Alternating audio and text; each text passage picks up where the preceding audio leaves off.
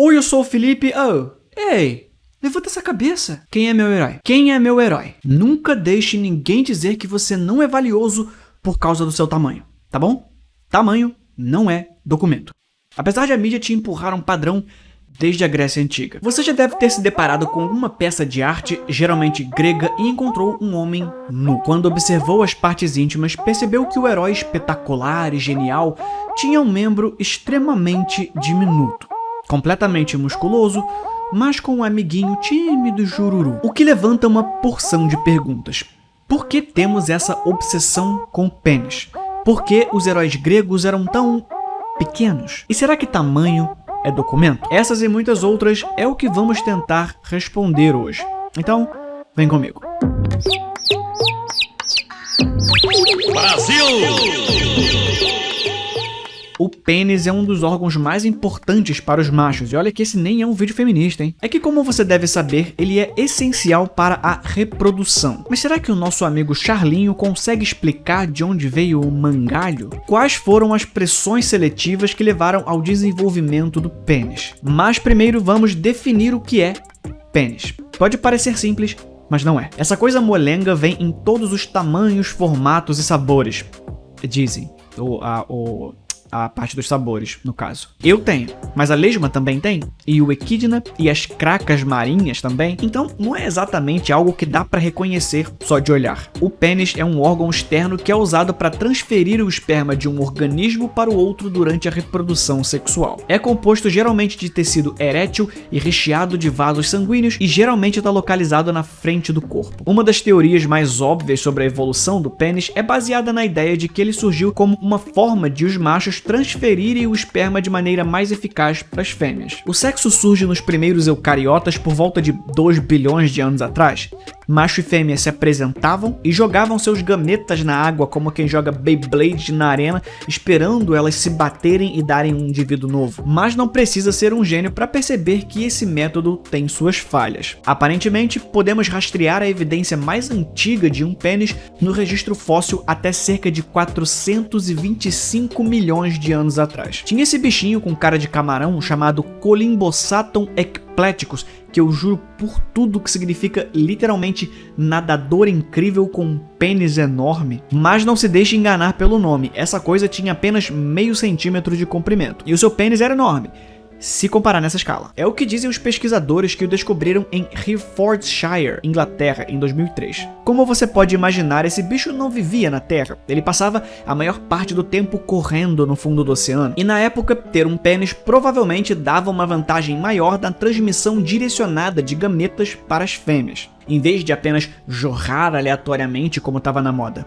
Com o tempo, a natureza parou de brincar de tiro ao alvo e decidiu colocar o amendoim no buraco do amendoim e se viciou nessa história de penetração, moldando uma enorme variedade de manjubas em todos os tipos de animais, incluindo vertebrados como pássaros, répteis e mamíferos. Outra teoria sobre a evolução do pênis é baseada na ideia de que ele evoluiu como uma forma de os machos competirem pelo acesso às fêmeas. Em algumas espécies, os machos se envolvem em comportamentos agressivos ou ritualizados para estabelecer domínio e conseguir acasalar. Nessas espécies, o desenvolvimento de um pênis maior ou mais elaborado pode ter ajudado os machos a afirmar o seu domínio e a ganhar mais oportunidades de acasalamento. Os plateumintos, por exemplo, têm vergalhos extremamente longos que eles usam para se enfrentar numa briga de espada e garantir o direito de copular. E essa nem é a parte mais bizarra, porque esses animais são hermafroditas, ou seja, o sexo para eles é tipo um UFC, e quem leva o cinturão ganha o direito de não engravidar. Sim, nós gastarmos todo esse esforço para tentar entender de onde veio essa salsicha flácida que os homens carregam demonstra algo fascinante. Nós gostamos muito de falar sobre pintos. Deve ser por isso que estamos desenhando eles há milênios.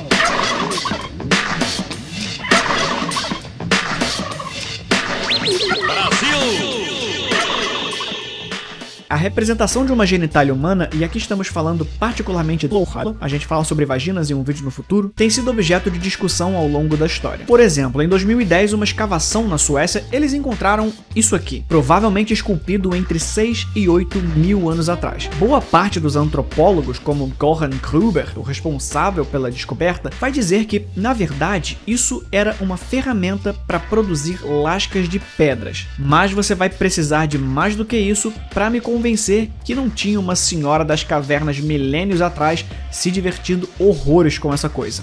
Ou o Senhor das Cavernas vai saber. Surpreendentemente, a homofobia é uma invenção recente. Desde os tempos pré-históricos até os gregos antigos, representações de pênis foram encontradas em várias formas de arte. A representação mais antiga mesmo de um pênis que conhecemos foi feita no período Paleolítico Superior, aproximadamente 30 mil anos atrás. Eu tô falando do falo de Hohlfels, um objeto esculpido em marfim descoberto na Alemanha. Esse aqui os cientistas não conseguiram negar, já que o negócio é altamente detalhado, com veias e uma glande bem evidente. Para o que ele era usado?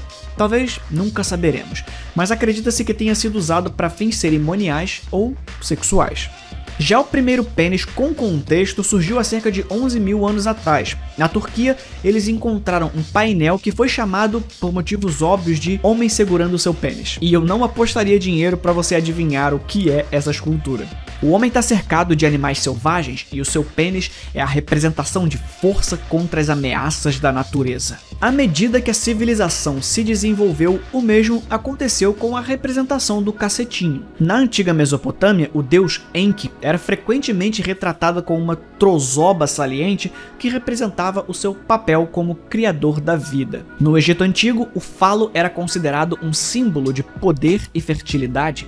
As representações fálicas eram comuns na arte e frequentemente associadas ao deus Min, que era o deus da fertilidade e da sexualidade, e que era representado de forma extremamente sugestiva. E isso aqui é o máximo que eu posso mostrar. Se você quiser procurar por estátuas dessa deidade, é por sua conta e risco.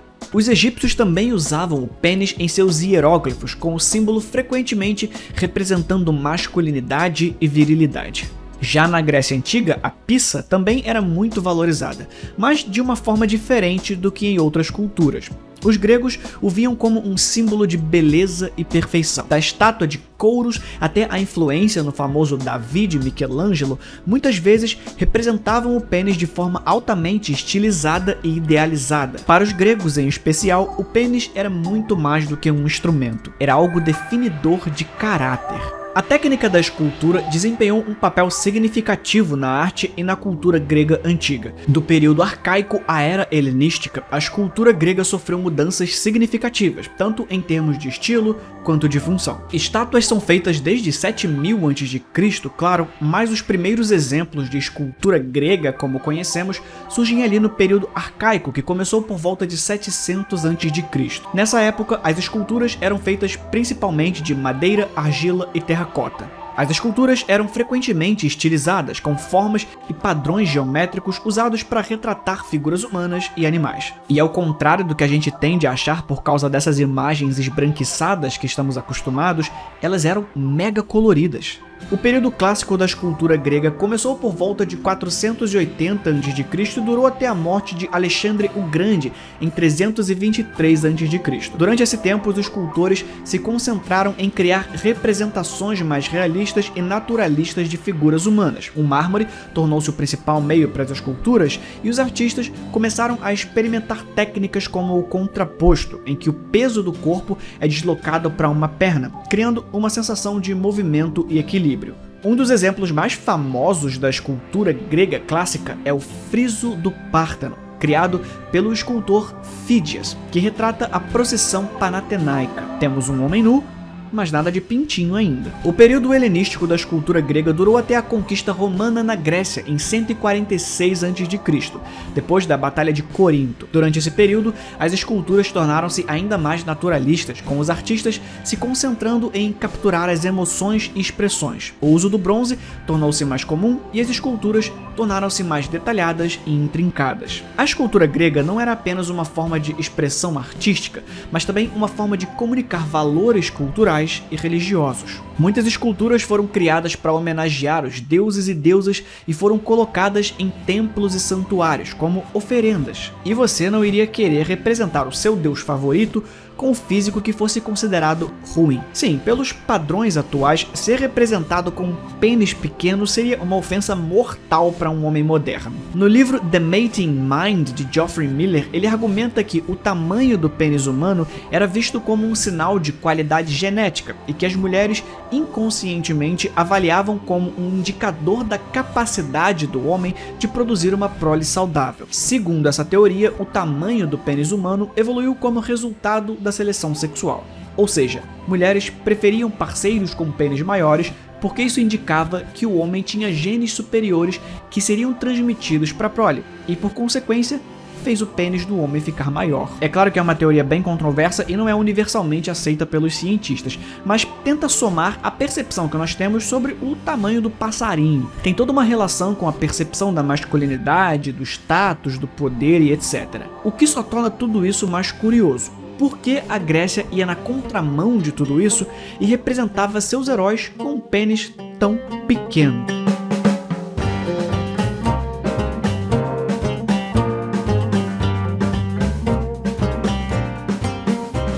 Os gregos antigos eram conhecidos por suas esculturas que retratavam homens poderosos com corpos musculosos. A biologia em sua potência máxima, o monstro saindo da jaula. No entanto, apesar de seu físico idealizado, essas esculturas tinham pênis pequenos ou flácidos. A razão dessa escolha estética pode estar no antigo ideal grego de beleza masculina, que enfatiza um peito reluzente, pele brilhante, ombros largos, língua pequena, nádegas fortes e um pênis pequenininho mesmo. Mas é importante considerar o contexto em que as representações foram feitas. Como é muito bem colocado pelo Angus MacLaren em seu livro lançado em 2007, Impotência, uma história cultural, onde ele fala basicamente sobre o que o título sugere. A informação sobre o que as mulheres pensavam sobre o assunto é muito limitada. Existia uma ênfase extrema colocada sobre a virgindade e a fidelidade das mulheres, de modo que era improvável que elas experimentassem um número muito grande de jebas por aí.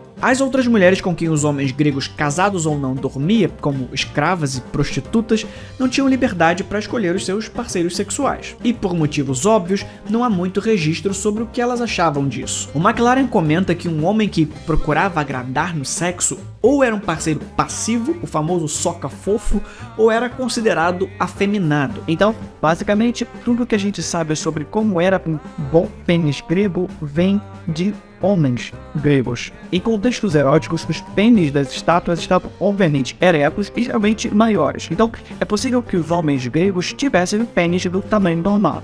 As mulheres ainda queriam um ovo de tamanho normal da hora que vamos ver. Tudo bem que o pênis grego ideal aparentemente era pequeno, fino e com um prepúcio pontiagudo, que os gregos acreditavam ser melhor para fins reprodutivos, pois o seu sêmen, percorrendo uma distância menor, perderia menos calor. Mas é possível que essa representação se referisse ao membro flácido, claro. Não era de se esperar que o homem pronto para jogo ficasse igual o Davi de Michelangelo. Em contraste, sátiros, lascivos, tolos e selvagens eram representados com órgãos genitais enormes para representar a sua falta de autocontrole e contenção, qualidades que eram desprezadas pela alta sociedade grega. Dessa forma, o pênis, pequeno e flácido, representava o comedimento, uma qualidade honrada em deuses e heróis masculinos. Se o pênis enorme representa força e violência, havia uma admiração por sua inteligência e moderação, através de um membro abreviado. O tamanho do pênis sempre vai gerar extremo fascínio, que aliás é uma palavra que vem do pênis. Na Roma antiga você tinha o fascínio, um objeto mágico que era usado para afastar o mal olhado e a inveja. E a palavra vem de falo mesmo. Com medo de olho gordo, os romanos andavam com um pinto no pescoço ou penduravam na porta de suas casas. De qualquer maneira, uma coisa é certa: é improvável que esse fascínio pelo tamanho dessa coisa estranha desapareça tão cedo. E sim, a gente vai continuar rindo de piada de pinto. Sapatênis. A gente se vê no próximo vídeo. Fui.